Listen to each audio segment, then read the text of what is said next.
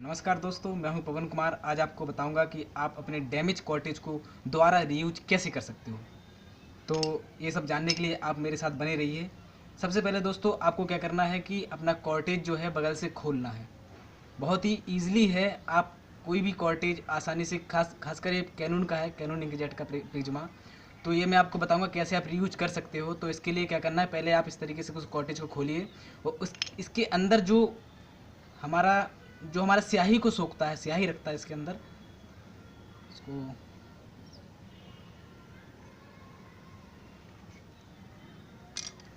दोस्तों ये चीज़, ये इसी के अंदर हमारा जो है स्याही रहता है और इसी को हमको जो है देखना है आखिरकार इसमें क्या दिक्कत है और क्या गलती है।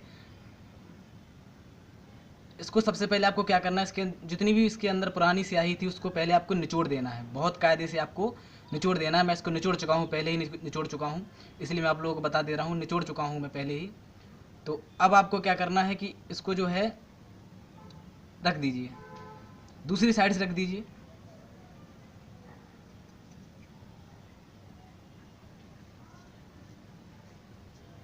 इस तरीके से दोस्तों, ठीक।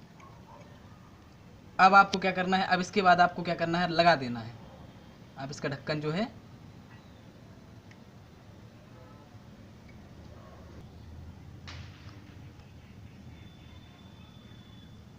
ये इस तरीके से लगेगा नहीं, इसको हमें चिपकाना पड़ेगा अब, क्योंकि ये जो है ऑलरेडी इससे लगा हुआ होता है, चिपका होता है। इसको हमें जो है चिपकाना पड़ेगा, ठीक।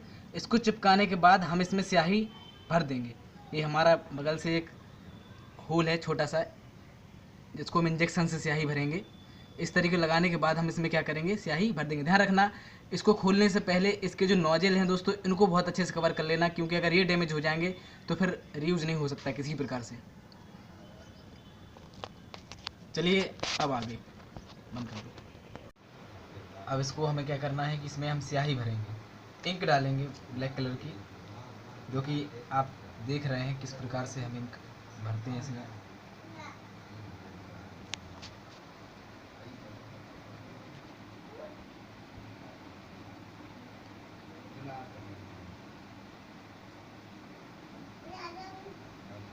दोस्तों ऑलमोस्ट कम ही लेंगे इस इंक, क्योंकि कम लेंगे तो फैलेगा नहीं।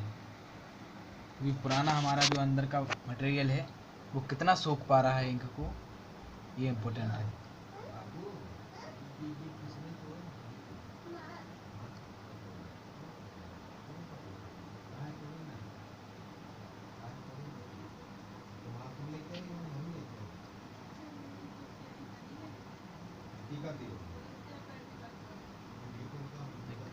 और ले लेते हैं दोस्तों।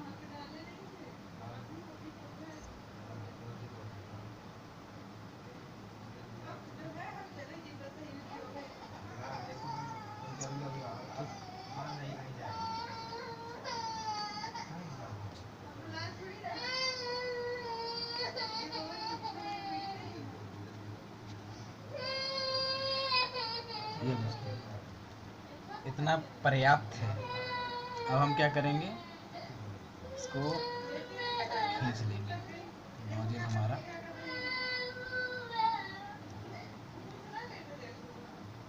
ठीक है दोस्तों,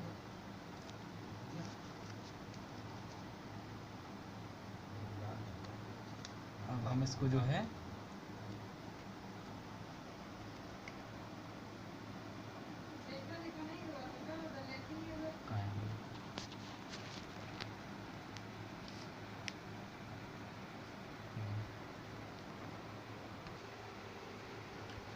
दोस्तों इस तरह हम इसको दोबारा यूजेबल बना लिए हैं।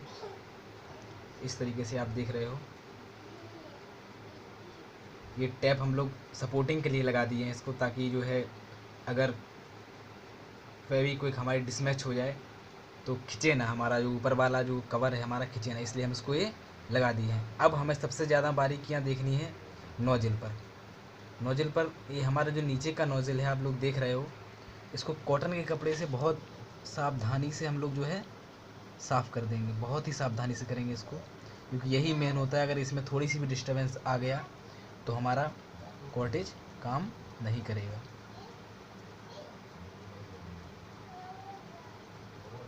इस तरह बिल्कुल सावधानी पूर्वक हम इसको जो है पोंछ देंगे, क्लीन कर देंगे बिल्कुल।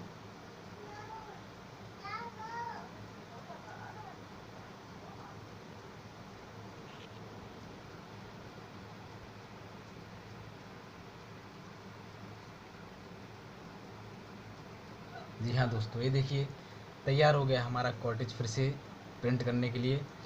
अब हम क्या करेंगे, इसको दिखा देते हैं एक बार प्रिंट करके, नहीं तो फिर ये वीडियो हो सकता है आप लोगों को फेक लगे।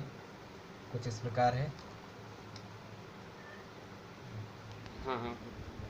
दोस्तों इस तरह देखिए हम लोग अपने प्रिंटर को जो है चालू करते हैं और इसको जो है कॉटेज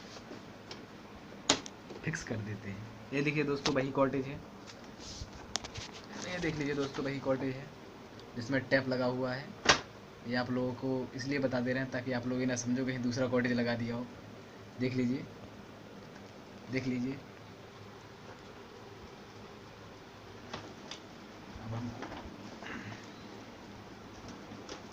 अब इसको हम बंद करते हैं और कुछ भी प्रिंट करने का कोशिश करते हैं।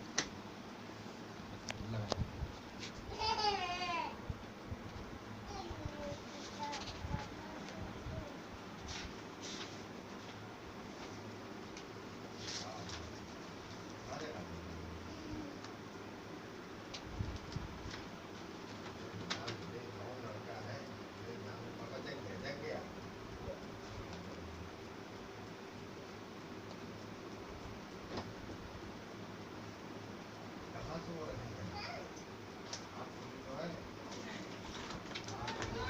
दोस्तों ये रख देते हैं ऐसे ही।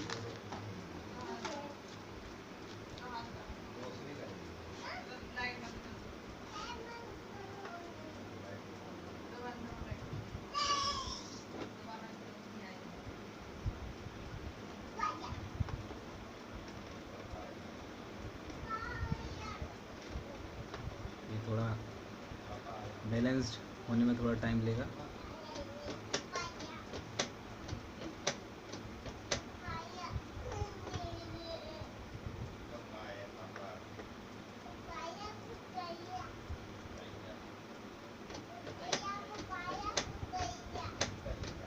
स्टॉप बटन प्रेस करेंगे दोस्तों 5 सेकंड तक ऑलमोस्ट।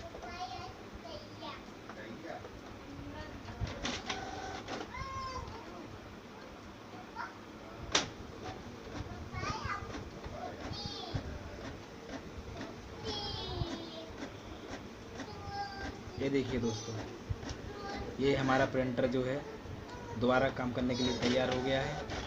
इसलिए आप लोग इस वीडियो को ज़्यादा से ज़्यादा सब्सक्राइब करें और शेयर करें और ज़्यादा से ज़्यादा दोस्तों बताएं कि हम डैमेज कॉटेज को दोबारा रीयूज़ भी कर सकते हैं। नमस्कार दोस्तों, धन्यवाद आप सभी का वीडियो देखने के लिए। चलें सब्सक्राइब भी करें, इस चैनल को ज़्यादा से ज़्यादा सब्सक्राइब करें दोस्तों और शेयर करें। धन्यवाद।